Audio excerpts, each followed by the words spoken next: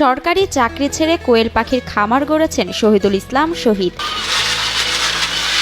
সোনার হরিণ সরকারি চাকরির মায়া ছেড়ে আসা শহীদ বছরে বিক্রি করেন 4 কোটি টাকার কোয়েল পাখি ডিম ও বাচ্চা। আমি তো একটা গভর্নমেন্ট সার্ভিসও করতাম, ওখান থেকে 3 বছর আমি চাকরি করেছি গাজীপুর শ্রীপুর উপজেলায়। ওখান থেকে তারপর আমি রিজাইন করছি, কারণ দেখা গেছে যে ওখানকার চাই আমার এখানে ব্যবসাটাই ভালো। 2010 সালের দিকে বগুড়া শহরের 7 মাথায় কোয়েল পাখির ডিম খাওয়া দেখে খামার গড়ার চিন্তা মাথায় আসে শহীদের। প্রথমে 3500 টাকা ইনভেস্ট করে আনেন 100 পাখি। বর্তমানে তার খামারে সবসময় থাকে 70 থেকে 75 হাজার পাখি। বগুড়ার 7 মাথায় কোয়েল পাখির ডিম বিক্রি হচ্ছে, ওখান থেকে কয়েকটা ডিম আমি খাইছি। সর্বপ্রথম শুরু করি 100 পাখি, পার্ট টাইম চাকরি করতাম, সেখান থেকে কিছু টাকা পাইতাম 3500 টাকা।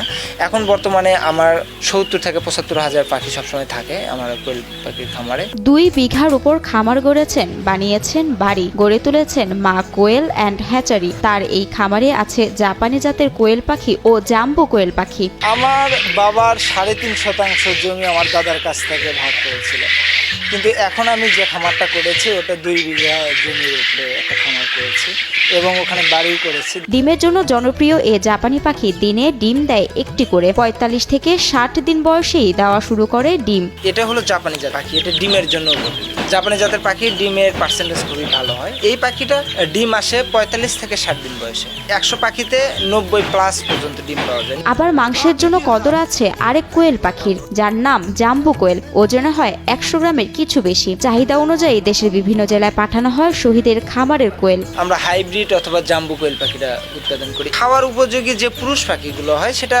90 গ্রাম 100 গ্রাম হলে আমরা খাওয়ার উপযোগী হিসেবে বিক্রি করতে পারি। এটা বিক্রি করি আপনার সিলেট, চট্টগ্রাম, বরিশাল, ঢাকায়।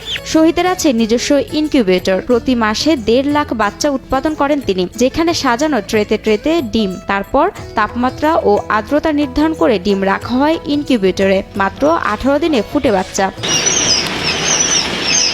ফুটিয়ে তা 7 টাকা পিস হিসেবে বিক্রি করেন শহীদ। আর ডিমের দাম ধরা হয় 3 টাকা পিস। আগে তো আমার ইনকিউবেটর মেশিন ছিল না, এখন ইনকিউবেটর মেশিন হয়েছে, ওখানেই প্রায় আপনার 2,20,000-এর মতো। প্রতিটা ডিম প্রাইস 3 টাকা পিস। সিজনের সময় শহীদের বেচা কেনা বেড়ে যায় কয়েক গুণে। হাজারে হাজারে বিক্রি হয় ডিম আর কোয়েল। প্রতিদিন প্রায় দেখা যাবে 20 থেকে 30,000 ডিম আমার বিক্রি হবে প্রতিদিন। 25,000 থেকে 30,000 করে বাচ্চা বাইর হবে। নানা জনের নানা কথায় কর্ণপাত না করেই এগিয়ে গেছেন ইতিহাস বিভাগ থেকে MA পাশ করা এই উদ্যোক্তা। কোয়েল পাখির খামার গড়ে তুচ্ছ তাচ্ছিল্যের শিকার হন শহীদ, পাশে পাননি পরিবারকেও। আমি হাসি তাচ্ছল্যের একটা পাত্রই ছিলাম বলা চলে আমার এলাকায়। এমনও কিছু কথা হয়েছে যে ছোট ডিমের একটা ব্যবসা করে। আমার বাবাও একসময় কিন্তু এগ্রি ছিল না যে আমার ছেলে এই কৃষিকাজের সাথে যুক্ত হোক। শুধু নিজেই খামার গড়েছেন তা নয়, বিনা পুঁজিতে অন্যদের তৈরি করে দিচ্ছেন খামার, যেখানে টাকার বিনিময়ে তারা পালে শহীদের কোয়েল। খাবার খরচ সহ সব খরচ বহন করে শহীদ নিজেই। এতে আয় রোজগারের সুযোগ পাচ্ছে কর্মহীন মানুষেরা। সিস্টেম হলো যার কোনো ইনভেস্টমেন্ট লাগবে না। কিছু ফ্যামিলি আছে যে তারা নিজে উপার্জন করে খাবে, এরকম তাদের কোনো সিস্টেম নাই।